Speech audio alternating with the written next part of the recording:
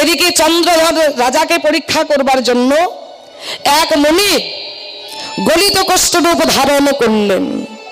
গলিত কষ্টরূপ ধারণ করে একটি ছোট্ট কুটিরের মধ্যে বসে রইলেন।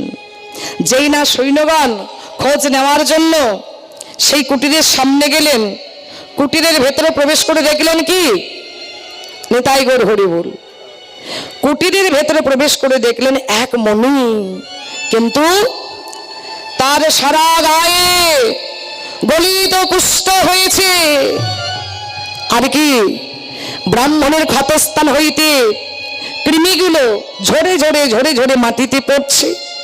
আবার গলিত কুষ্ঠ ব্রাহ্মণ সেই কৃমিগুলোকে মাটি থেকে তুলে ক্ষতস্থানেই রেখে দিচ্ছেন। নিতাই গৌর হরি বল। সৈন্যগণ খোঁজ নিয়ে এসে বললেন, মহারাজ মহারাজ, ওইখানে একটা কুটির রয়েছে।